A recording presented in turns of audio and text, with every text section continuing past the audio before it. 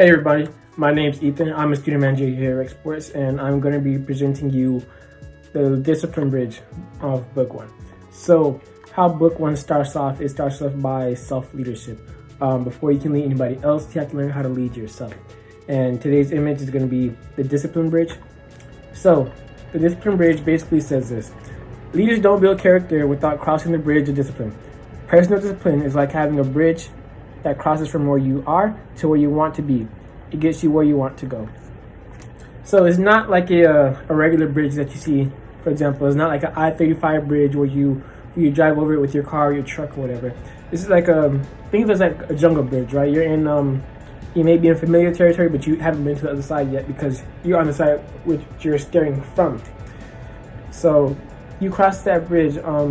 Now it's going to be wobbly because there's a gap beneath it, and that gap beneath it is failure. So you grab onto the sides of it, and every step you take, you feel the whole entire bridge swing back and forth, back and forth. And that's discipline. Discipline is going to be very uncomfortable, but you know that discipline is how you're going to get from point A to point B. So, for example, let's say I want to be the best, the best basketball player ever. What would that require me to do? I'm going to need to sacrifice things, and that's just the swaying on the bridge. I'm going to need to take steps that I'm not sure about. That's going to be the actual stepping in the bridge, and I'm going to look forward and leave other people behind, and that's just cutting out the unnecessary people in your life. So, for example, that crowd of friends that you know is cool, you get along with them pretty well, but you know they're not good for you. They're a bad influence. It doesn't matter how well you get along with them, but they're not good for you and for what you want to be later on in life. So part of having discipline is just saying, hey man, like, I can't be associated with you anymore.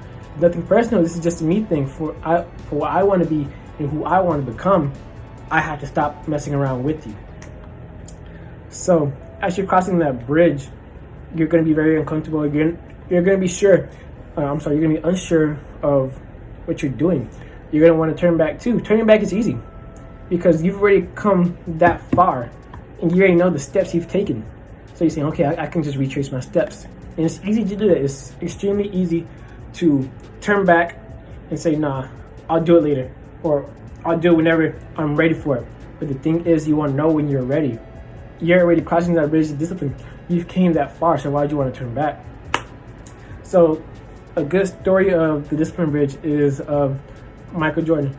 For those of you who don't know, Michael Jordan was a basketball player. He's often regarded as the greatest player of all time. He wasn't always great. Back in his high school team, he was cut. So imagine that a person who will one day go on to become the person that people will regard as the greatest basketball player ever, who will eventually influence a generation of thousands of people and change the game of basketball in its whole entirety, was cut from his basketball team.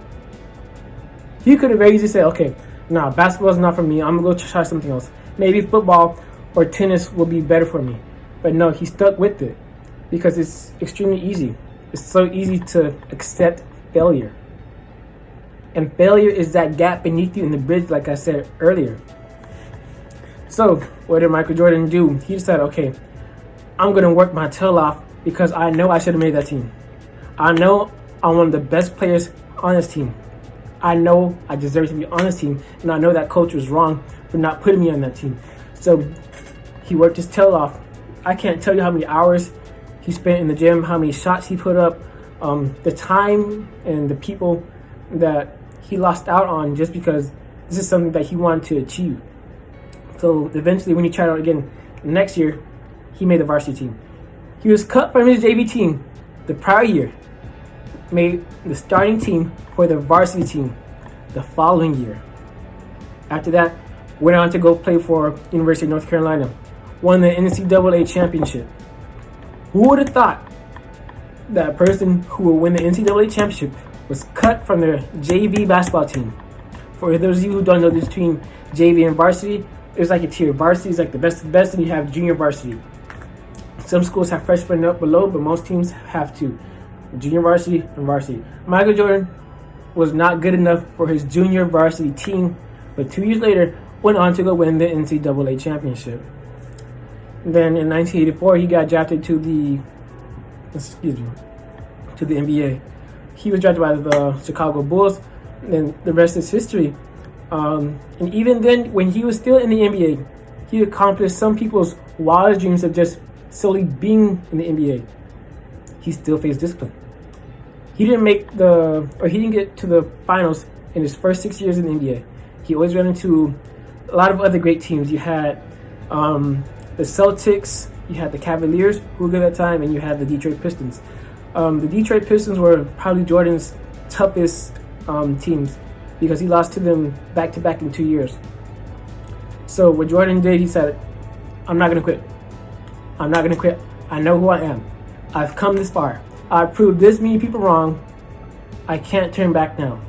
So he said, I'm going to get better. And surely enough, he got better. He beat the Pistons.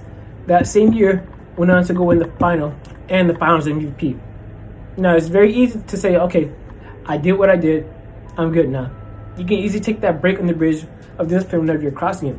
But he said, no, I want more. I have to keep going. Went on to win 2 more titles in the next 2 consecutive years. Won 3 titles back to back. For those of you who don't know much about sports, it's very hard to win a championship 3 times in a row because teams are coming out for you. In the NBA, there was around 30 teams at that time.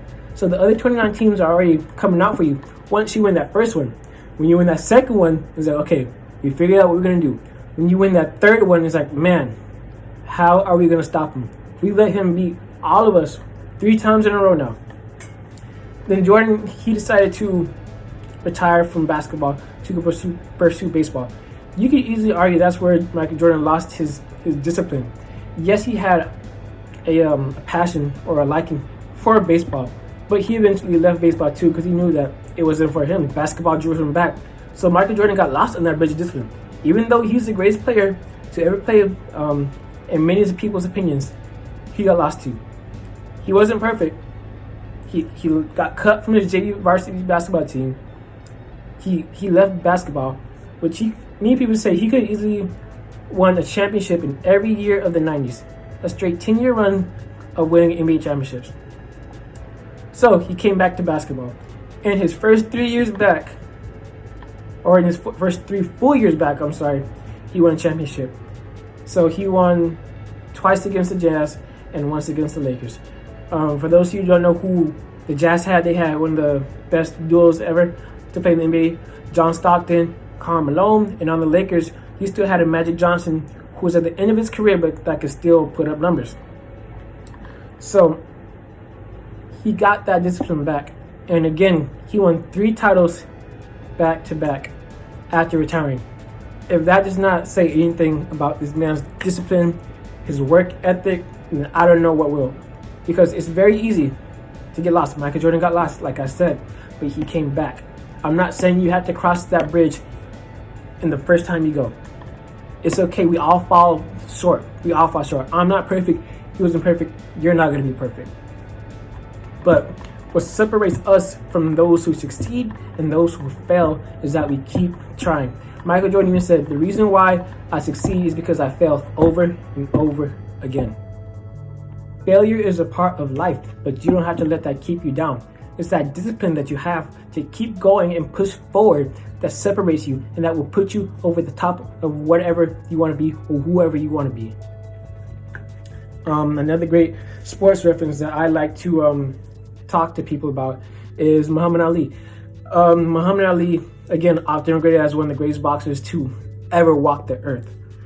He has a lot of quotes. For example, fly like a butterfly, sting like a bee. I think that's probably one of his most infamous quotes. But one quote that I like, or that I like, I do like it. It's actually one of my favorite quotes because for athletes, this one will especially hit home because whenever you have practices or you get to lift weights for your sports competition, whatever it may be, this will certainly resonate within you. The quote goes as follows. I hated every minute of training, but I said, don't quit. Suffer now and live the rest of your life as a champion. Me personally, from my personal experience, I wasn't always the strongest. I was actually one of the weakest people when I first started lifting weights in basketball. But I knew what I wanted to be. I knew my potential, and I saw it. So I kept training, even when my muscles and my body felt like they were literally about to give out. I had to really look within myself and ask myself, if you really want it, then you'd be willing to give anything and everything for it. So it's just those extra reps that count, staying after you to make sure your form is right, getting hours over people that you know are better than you, because they may be better than you, but they're not spending as much time working on the craft as you are. So my numbers went up. I was starting to look better. I was starting to play better. I was starting to feel better, not just about my game, but about myself overall, because I saw how far I've come. And I said, if I could come this far, then I know I can go further. So I eventually went on to have a great time playing basketball. And even then, lifting weights, it really did help me mold my work ethic for today. So on another note, aside from athletics, I'm going to relate it to something that more of us can relate to, because I know not everybody's an athlete, and you don't have to be an athlete to be a leader. We have a lot of leaders that have never played sports in their life. For example, Gandhi didn't play sports in his life, but he's known as a great leader too. So one thing that I know all students can relate to is studying. Studying actually does require discipline. If you want to be great or do well in your classes, you're going to require a lot more studying, so therefore you're going to require a lot more discipline. You can study, but it can be like a lackadaisical study. For example, when they say read a chapter, you just skim the first and the last page. Not even skimming the full entire chapter. You're just trying to get the main idea, hoping you capture it somewhere within those, maybe 10 sentences that you read. So studying is a good way that you cross that discipline bridge, especially if you have a harder degree such as biology, nursing, or engineering. Then you know that you will have to study a lot more than other degrees, just because you have a more intense coursework. Another one that I like to relate to is peer pressure. Peer pressure is something that everybody goes by. Studying, sometimes you're a student, sometimes you're not a student, but everybody's a student at one point. But to the day, people still experience peer pressure. For example, I was pressured lots of times into doing things I shouldn't be doing. I'm not going to get into the details of that, but I just had to really stand my ground and say, nah, that's not for me, or nah, I don't want to do it. And at the end of the day, it's your life. No one's going to live it for you. So if you choose to do something that you know that you shouldn't be doing, eventually you're going to suffer the consequences of that. It may not be now, it may not be tomorrow, it may not be this week, it may not be in your foreseeable future, but you will suffer those consequences later on in life. For example, you always see the commercials of people who had to get like a throat surgery or whatever because they were smoking cigarettes as a habit. So even then, they tell you what they would do, and you see how their life is right now. So it's discipline that's really gonna keep you grounded and keep you healthy and allow you to progress forward on that path of whatever you want to be. You want to be a doctor, you want to own your own business one day, you want to be a clinical psychologist. Whatever you want to do is going to require discipline. And the enemy of discipline is laziness.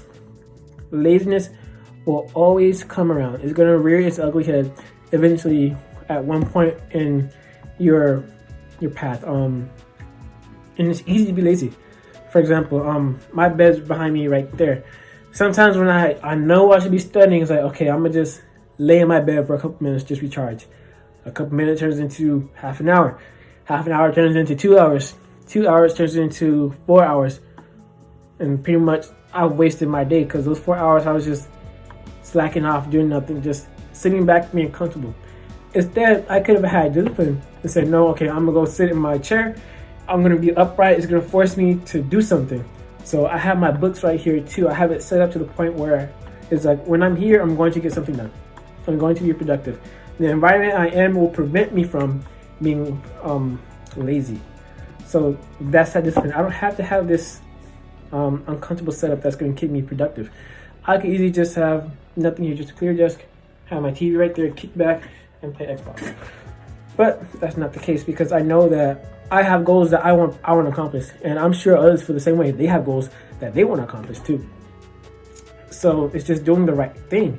And doing the right thing, man, I don't know how else to say it, but it's uncomfortable. It really is. It's truly uncomfortable. Doing the right thing is never going to be easy. It may become easier, but it will never be easy, if you understand. For example, the hard things become less hard, but they're still going to be hard. You may have an easier time making those hard decisions just because you become accustomed to making those hard decisions, but it's never easy. You may learn to mask it or hide it well, but it's still gonna hurt the same to some extent later on in life. And that's just what discipline is. Discipline is gonna hurt. It's uncomfortable, but it's necessary. For example, you can't bake a cake without eggs and flour. Two things for sure you can't bake a cake without. But you're gonna need eggs and flour.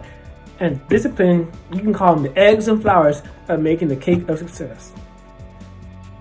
There it is. So that's the leadership journey on book 1, and the image that I went over was the discipline bridge. I hope you guys liked it. And yeah, we're doing some more series on that. We're doing discipline bridge, iceberg, Stagman Baker. Some we may have covered already, just depending on the times the video was released. So, like I said again, I hope you all enjoy it. My name is Ethan, and thank you all.